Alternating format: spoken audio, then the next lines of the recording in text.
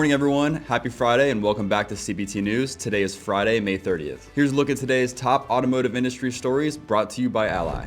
Ford Executive Chair Bill Ford warned that the company's EV battery plant in Marshall, Michigan and its 1,700 planned jobs could be jeopardized if Congress cuts federal clean energy tax credits. Speaking at the Mackinac Policy Conference, Ford criticized a House-passed bill that would eliminate key incentives from former President Joe Biden's climate law, including credits for battery manufacturers and EV buyers.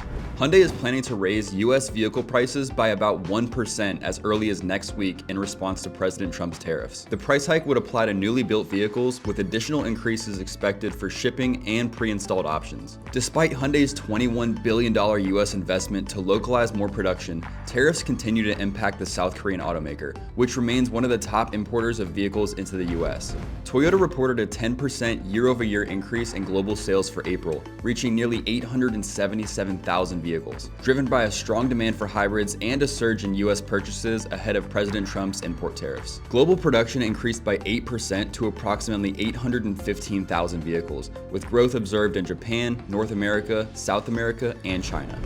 Nissan is recalling nearly 80,000 Frontier and Kicks vehicles in the US due to a software issue that causes the center display to go blank when shifting into reverse, potentially increasing the crash risk. Dealers will fix the problem with a free software update, and owner notification letters are expected to be mailed by July 1st. Don't go anywhere, we'll be right back with Tom Condrat, the global lead for advanced analytics at Urban Science, to discuss the notable surge in sales during early April. Jim Fitzpatrick, Bridget Fitzpatrick, Dave Anderson, Dave Canton, Colin Carasquillo, Jonathan Dawson, Steve Greenfield, Adam Marburger, Jennifer Suzuki. The strongest team in retail automotive. CBT News, dealers' #1 source for news, content, and analysis.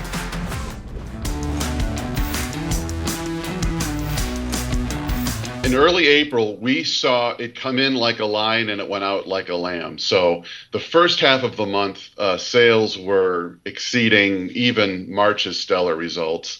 And as consumers flocked to buy in advance of any tariff impacts, both pricing or inventory shortage related. And so as the month progressed, I think this kind of sense of normality kicked in.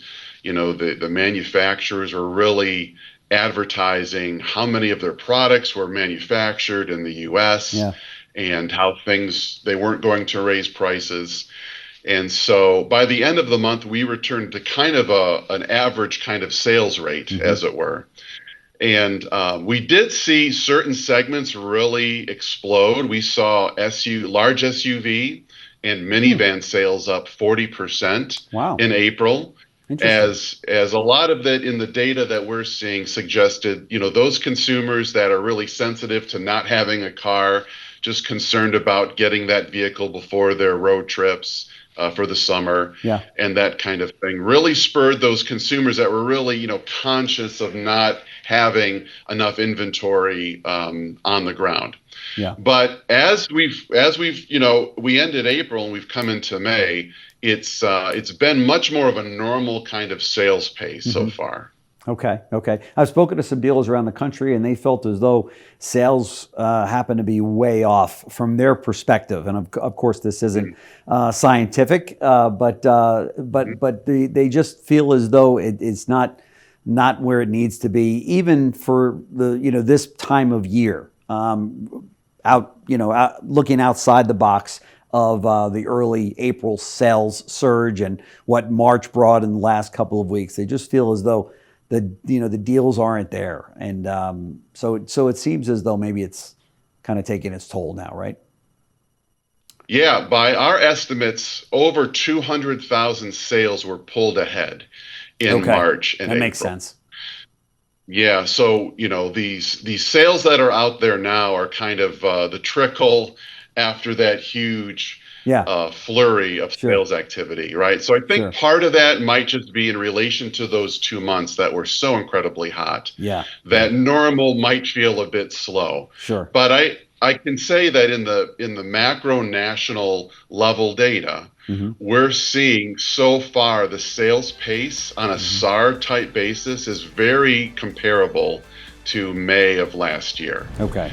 Be sure to watch this interview in its entirety right here at cbtnews.com. That wraps up our show for today, but join us again on Monday morning right here at cbtnews.com. And remember, it's easy to stay up to date with the most recent news and trends influencing the retail automotive industry. All you have to do is follow us. We're on TikTok, LinkedIn, Facebook, and X.